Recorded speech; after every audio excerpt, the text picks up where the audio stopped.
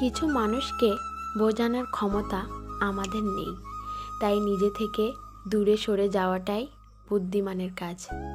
পৃথিবীতে সবচেয়ে নরম জিনিস হচ্ছে মানুষের মন। এটা ভাঙতে কোনো হাতুড়ির প্রয়োজন হয় না, শুধু মুখের কয়েকটা অবহেলিত ভাষাই যথেষ্ট। পৃথিবীতে সবচেয়ে আপন হলো মা। কেউ যদি অবহেলা করে, দোষ তার নয়, দোষ নিজের, কারণ তুমি তার কাছ থেকে বেশি আশা করে ফেলেছ। যদি তুমি গরিব হও, তোমার নিজের আত্মীয়রাও তোমায় দেখে এড়িয়ে যাবে। আর যদি ধনী হও, তাহলে তোমার দুঃসম্পর্কের আত্মীয়রা রোজ দুবেলা করে তোমার খোঁজ নেবে। মায়া ত্যাগ করতে শেখো, দেখবে কষ্ট এমনিতেই কমে যাবে। যে যত বেশি ভালো ও সরল মনের মানুষ হয়, তাকে তত বেশি কষ্ট সহ্য করতে হয়। এটাই দুনিয়ার নিয়ম।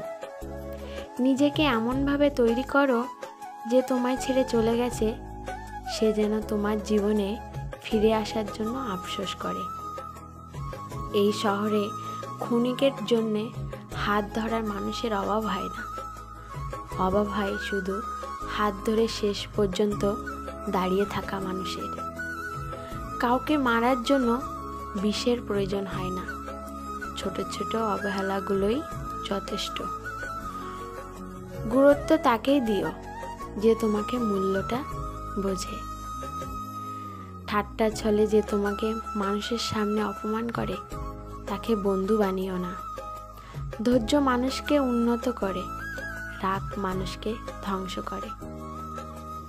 জীবনে 3টি কথা মনে রাখবে। যে তোমাকে বিপদের দিনে সাহায্য করছে, তাকে কখনো ভুলবে না। যে তোমাকে ভালোবাসে, তাকে ঘৃণা করবে না। যে তোমাকে বিশ্বাস করে, তাকে কোনো দিনও ধোঁকা দিও না। সব সহ্য করা যায়, কিন্তু প্রিয় মানুষের অবহেলা সহ্য করা যায় না। একতরফা ভালোবাসাগুলো এমনই হয়। একজন পাগলের মতো ভালোবাসে যায়, আরেকজন পাগল ভেবে শুধু অবহেলা করে যায়। অনুভূতি, ভালোবাসা, মায়া, এগুলো যত কম প্রকাশ করবেন, মানুষ আঘাত করার সুযোগ তত কম পাবে। আঘাত ছাড়া জীবনে কখনো উন্নতি করা যায় না। জীবনে যত আঘাত পাবে, ততই কাছের মানুষগুলোকে চিনতে পারবে।